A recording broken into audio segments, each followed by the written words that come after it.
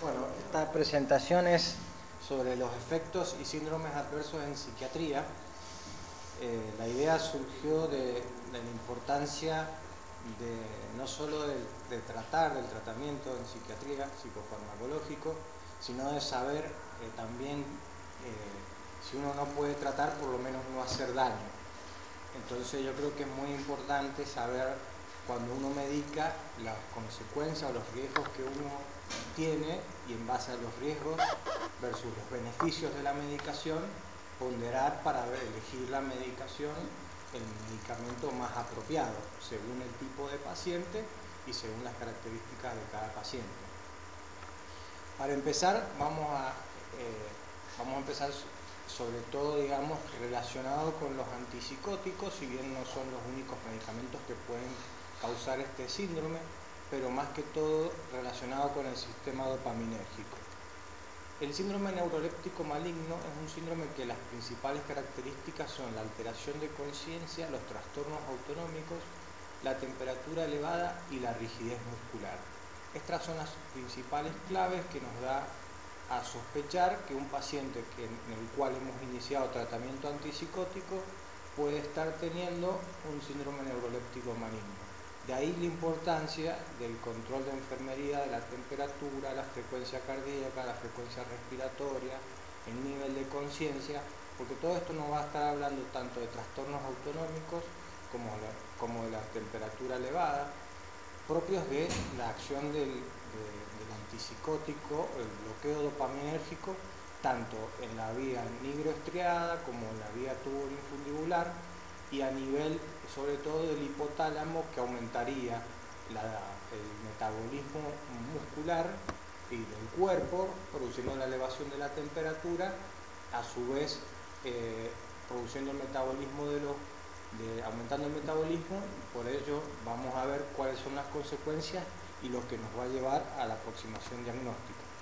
Según el DSM-4, para hacer el diagnóstico de síndrome neuroléptico maligno, tiene que haber por lo menos el desarrollo de rigidez muscular severa y elevada temperatura asociada a la medicación neuroléptica, o sea que tiene que haber medicación neuroléptica, dos o más de los siguientes síntomas relacionados principalmente a la disautonomía, que sería la diaforesis, la disfagia, temblor, incontinencia, cambio de nivel de conciencia, desconfusión a coma, mutismo, taquicardia, presión elevada, arterial elevado fluctuante, leucocitosis y evidencia de laboratorio de injuria muscular, la CPK aumentada.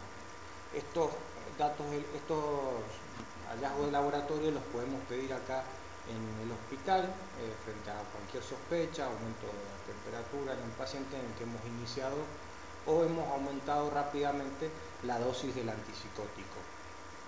Estos síntomas de los criterios A y B no son debidos a otra sustancia, que puede ser la fenilciclidina, que es el polvo de ángel, el PCP, una enfermedad neurológica, por ejemplo una catatonía, una encefalitis anti-NMDA, algún otro tipo de encefalitis u otra condición, que sería la encefalitis viral. Y los criterios A y B no son parte de un trastorno mental, por ejemplo, trastorno del ánimo con características catatónicas. Esa es una definición más bien operacional, pero a modo práctico el tratamiento y la intervención va a ser más o menos la misma. Perdón, doctor, sí. ¿Es dosis dependiente el síndrome neuroléptico maligno? ¿Guarda relación con la dosis? Guarda relación con la dosis, es dosis dependiente, sobre todo también está relacionado con el aumento rápido de la dosis y también de tipo idiosincrático, también, principalmente.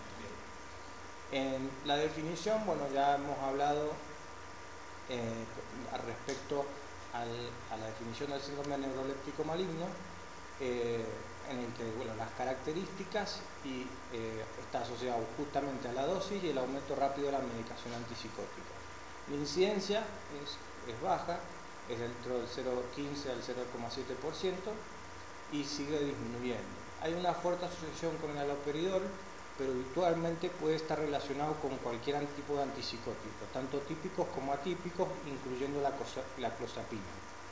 Otras drogas asociadas al síndrome neuroléptico maligno han sido los antidepresivos tricíclicos, los IMAOs, los IRS, la metoclopramida, y la domperidona, si bien no atraviesan la barrera hematoencefálica o atraviesan en pequeñas cantidades, en pacientes predispuestos pueden causar síndrome neuroléptico maligno.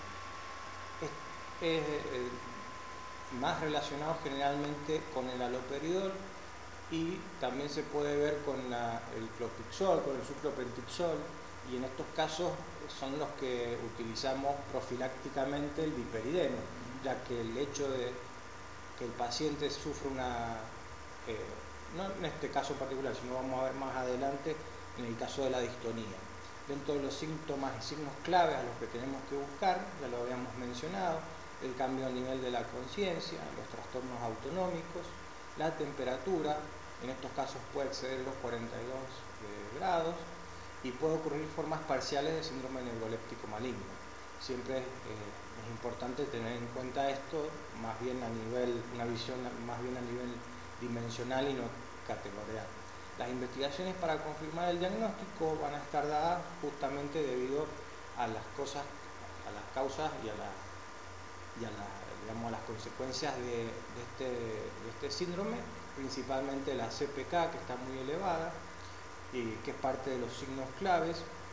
Obviamente la historia clínica es importante para ver, debido a que generalmente el síndrome neuroléptico maligno está causado en los primeros días del comienzo, de relación con el agente causal, ver la cronología respecto a la medicación, el aumento de dosis, la vía de administración.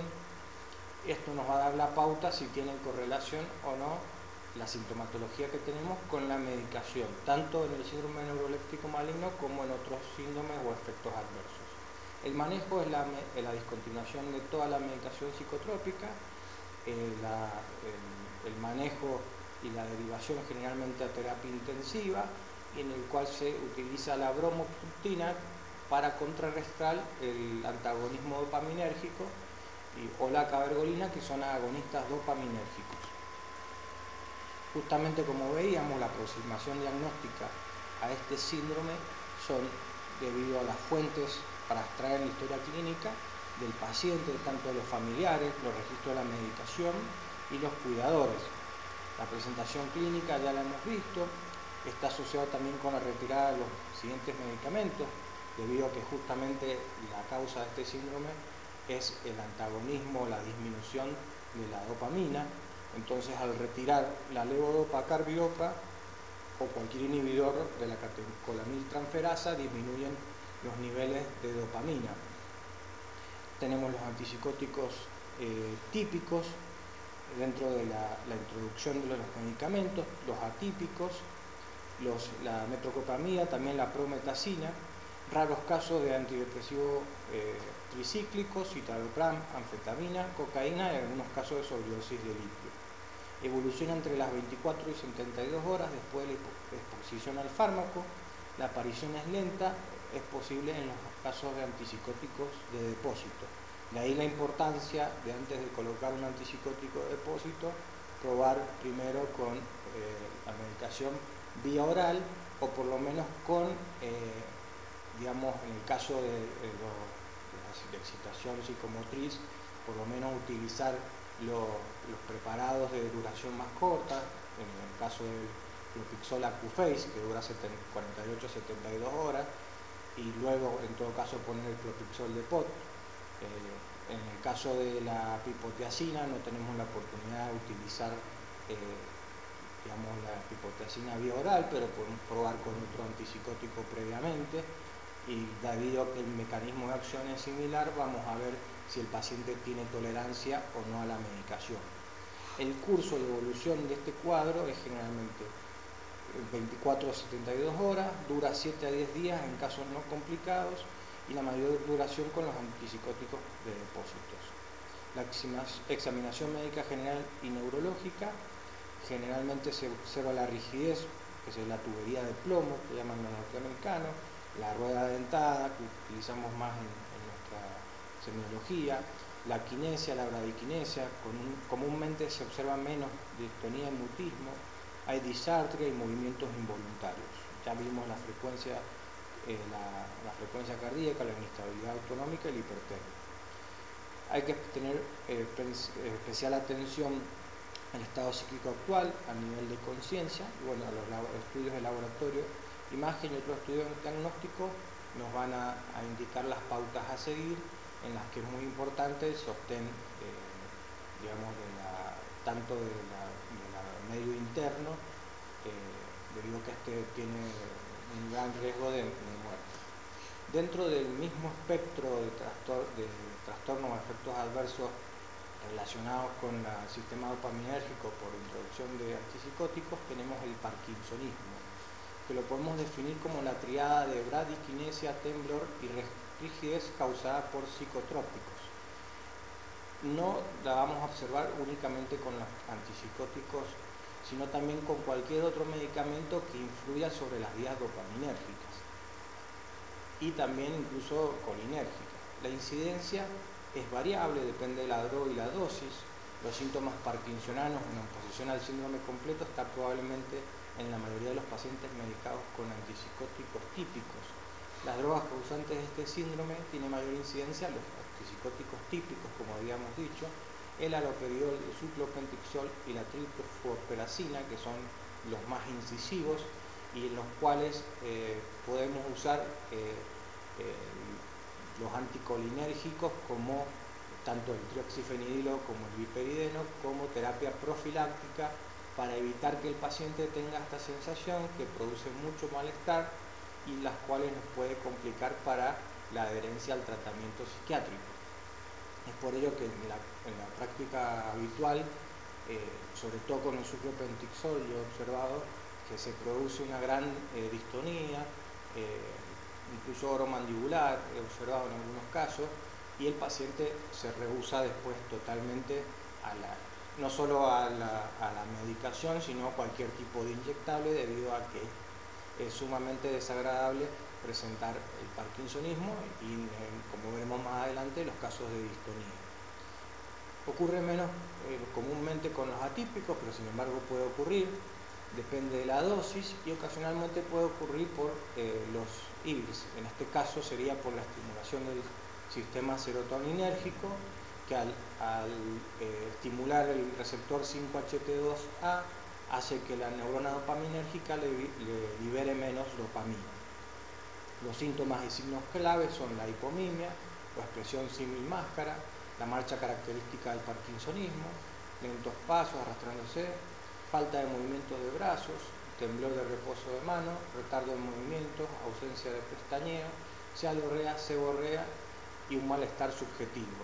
Esto también nosotros llamamos la impregnación neuroléptica, que se ve principalmente cuando hay seborrea, que a veces no es un signo que nos fijamos generalmente, y bueno, la cialorrea, pero en este caso podemos ver que ya hay una impregnación neuroléptica que es importante documentar en la historia clínica y bueno, justamente documentarla y actuar en consecuencia para que el paciente no sufra este malestar.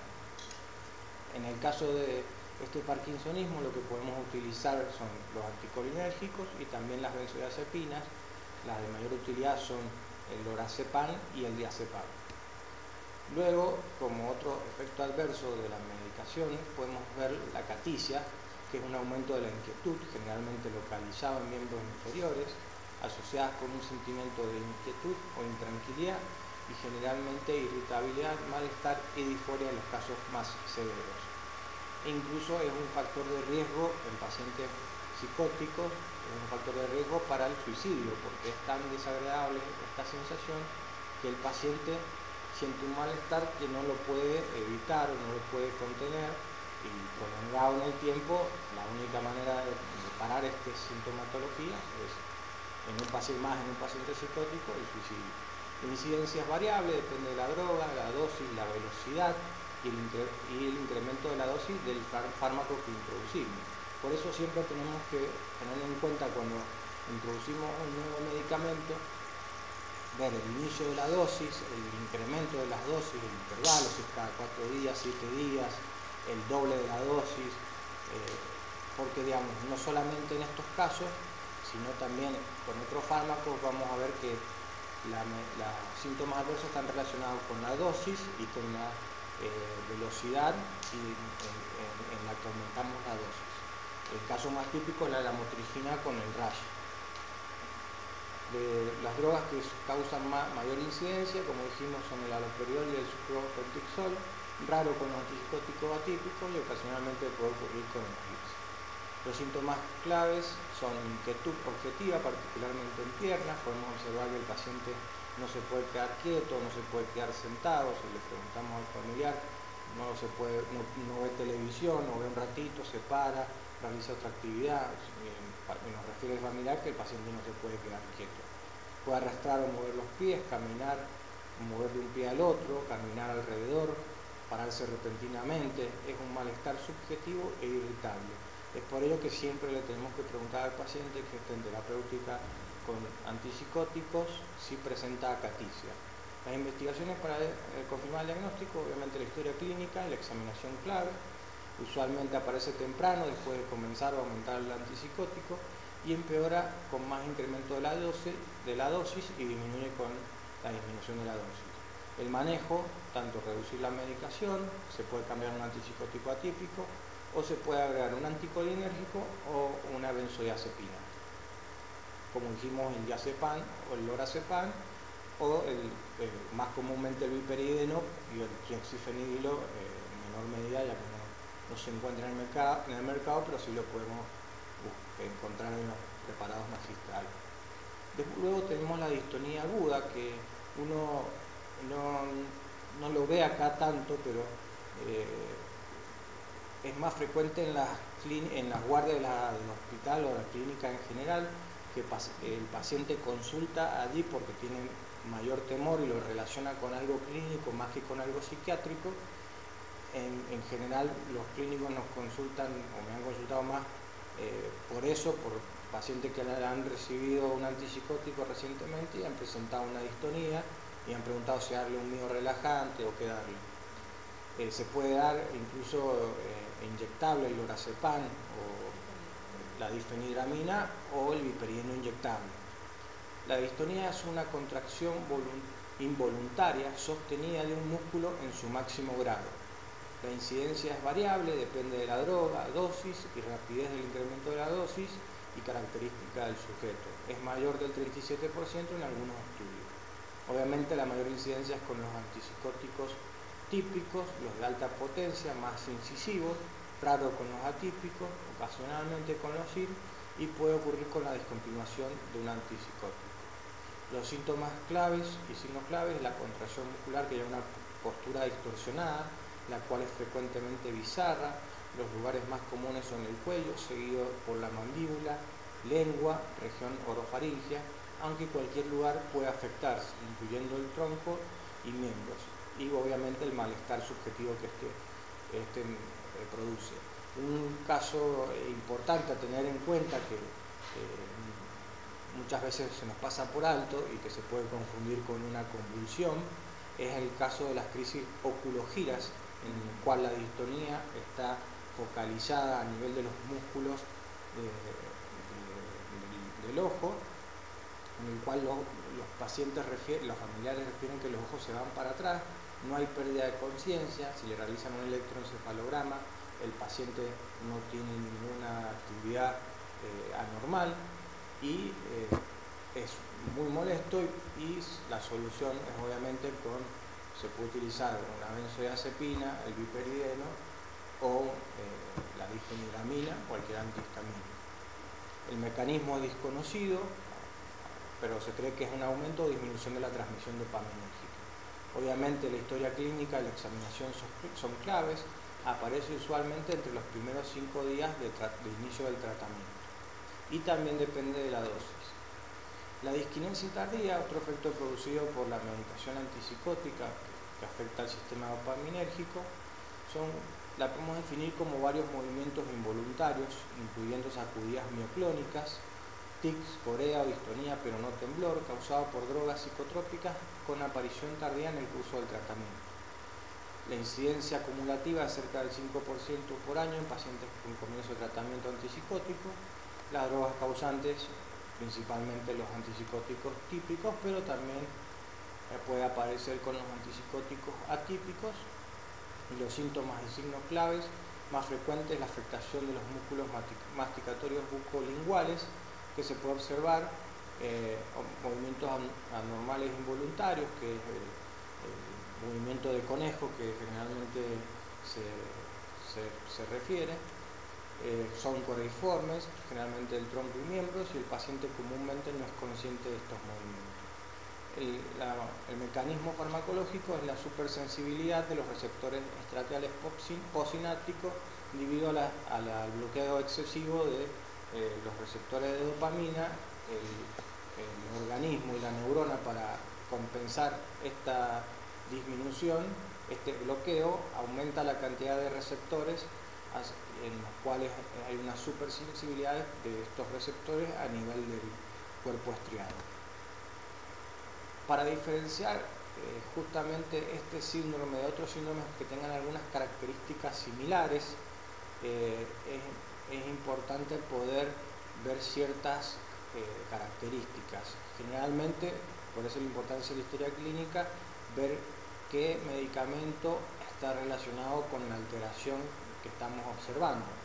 En el síndrome serotoninérgico, obviamente las drogas serotoninérgicas. En la intoxicación anticolinérgica, los anticolinérgicos, que lo podemos observar, ya que nosotros utilizamos estos medicamentos, más allá de la intoxicación que se puede ver por órganos fosforados, el síndrome neuroléptico maligno y la hipertermia maligna, que se ve en el caso de la anestesia inhalatoria. El tiempo de aparición del síndrome serotoninérgico es menos de 12 horas, no es tan frecuente como el síndrome neuroléptico maligno. Es necesario que haya, como vamos a ver en próximas clases, una combinación, digamos, más agresiva de medicamentos. No es tan frecuente con los IR, sino generalmente más con los IMADs. Después, en intoxicación anticolinérgica es menos de 12 horas, síndrome neuroléptico maligno 1 a 3 días, y hipertermia maligna, que nosotros no la vamos a observar general por el lugar en el que trabajamos, de 30 minutos a 24 horas. Los signos vitales, todos se puede observar como hay un aumento del metabolismo. Lo que varía es principalmente la temperatura a la que puede alcanzar. En el caso del síndrome neuroléptico maligno, mayor a 41 grados, incluso mayor a 42 grados. En el caso de la intoxicación anticolinérgica, menor a 38, 39 grados. Y en el caso de la hipertermia maligna, mayor a 46 grados. Las pupilas en el síndrome serotoninérgico están dilatadas, la intoxicación colinérgica también, en el síndrome neuroléptico maligno normales, hipertermia maligna también. En la mucosa vamos a ver los signos de la impregnación neuroléptica. En el síndrome neuroléptico maligno, que la vamos a ver en la cialorrea. En la piel vamos a ver la palidez y la diaforesis, y los ruidos intestinales normales o disminuidos. El tono neuromuscular, que es también algo que objetivo y en el cual nos va a hacer observar o dirigirnos, enfocarnos más hacia un diagnóstico. Vamos a ver la rigidez en caño de plomo de todos los grupos musculares, la hiporreflexia y el estupor, la alerta o el mutismo o el coma. En el caso del síndrome neuroléptico maligno y la intoxicación anticolinérgica, es más probable que veamos agitación y delirium, lo mismo que la hipertermia maligna. Y con esto, bueno, habíamos terminado la clase relacionada a este tipo de efectos adversos.